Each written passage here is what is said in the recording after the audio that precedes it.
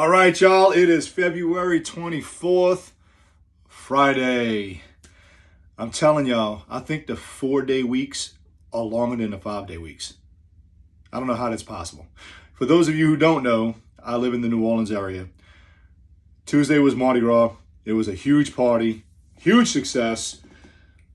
Millions and millions of people graced the streets of New Orleans in the New Orleans area. So yeah, it's been a long week. Let me get this out the way real quick. Those of you who know me, know Minotaur, know that my two daughters are my number ones, my number one fans. They have been there for me my whole time in this wrestling business. So my oldest daughter, who is completely nuts, she's got an obsession with these Squishmallow pillows or Squishmallow animals, and it's ridiculous. It really is. And she's pretty obnoxious with it, but she sent me one. I don't know why, but she sent me a Squishmallow pillow. So look, I'm gonna open it up right here.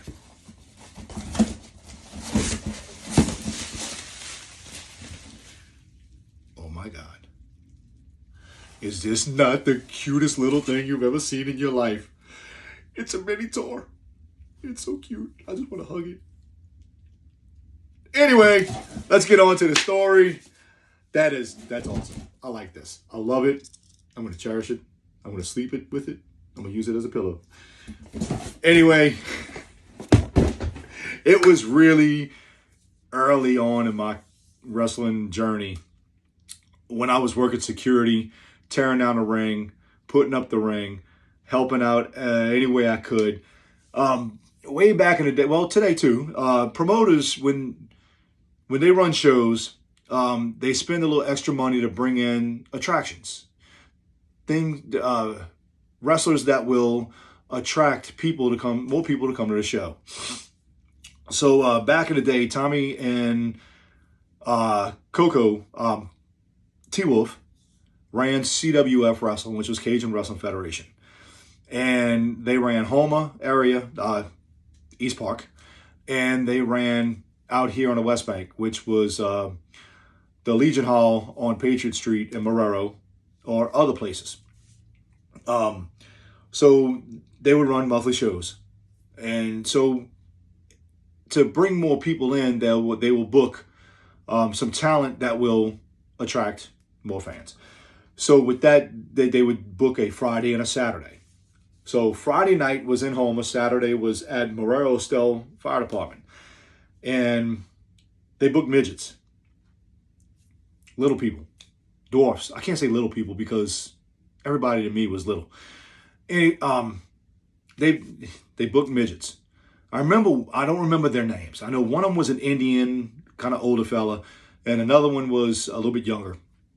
So we in Houma set the ring up. They had the show in Houma, and Bronco Bob had a room in New Orleans, and he was going to take the midgets out on the town. Tommy sold him, do not get these guys in trouble because we need them for Saturday night, and they costed me a lot of money.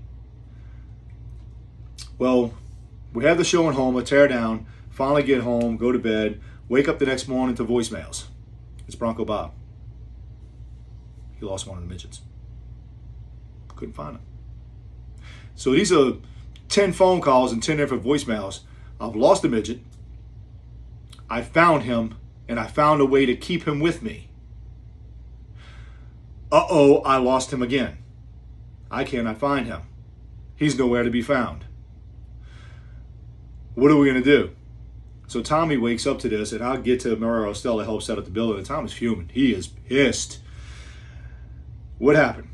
I don't know. He lost. Well, Bronco Bob shows up at the building with the Indian midget and tells the story without Tommy being around. So the story was hysterical. They downtown in the French Quarter. They having a good time. They drinking.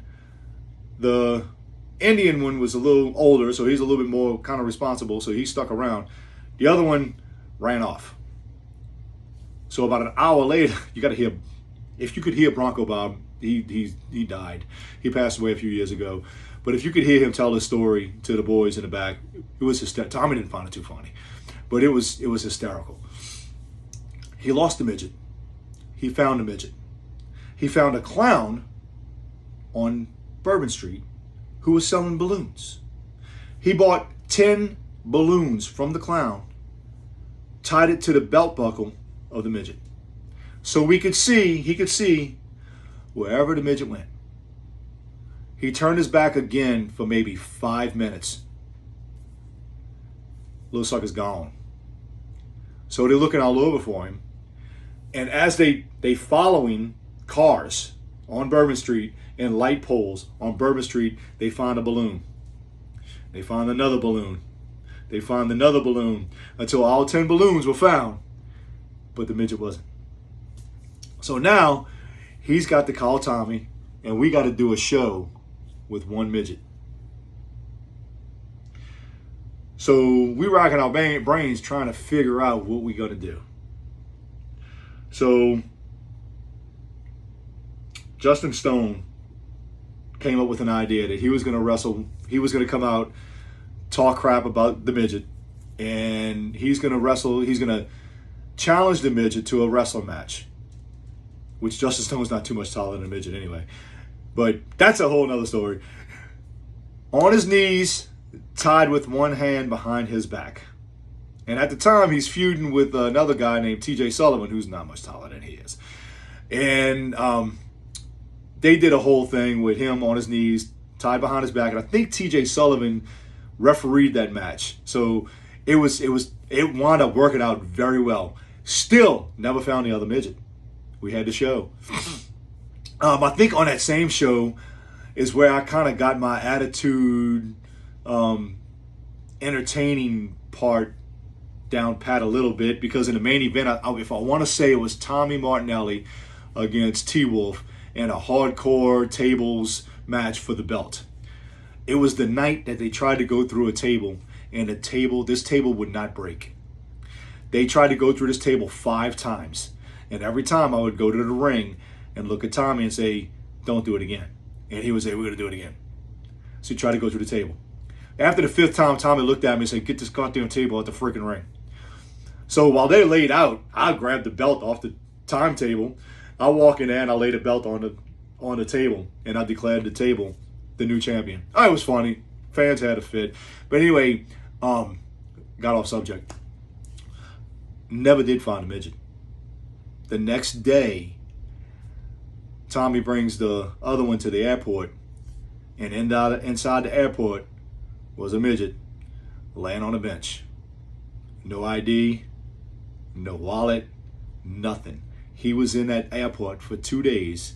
He got mugged, robbed of everything, had no way of, you got to realize, this was 24 years ago, 25 years ago.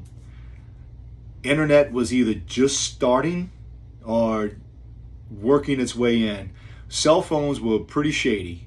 So there was no Facebook, there was no Instagram, there was no TikTok, there was no Snapchat, there was none of that back then. Nobody knew how to get in touch with anybody except for with a cell phone, and that's it. And cell phones were shoddy back then.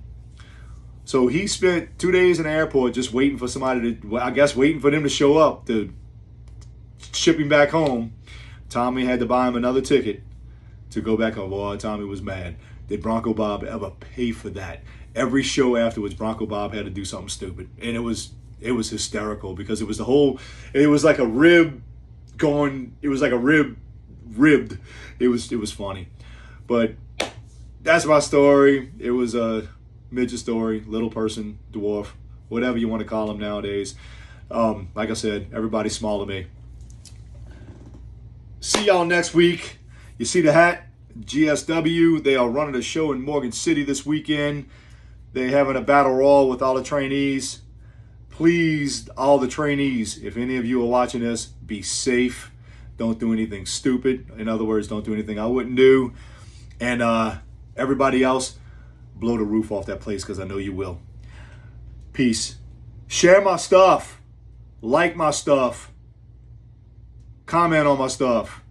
Give me some ideas. Let me know. Let me know what y'all think. Peace. Y'all have a good one.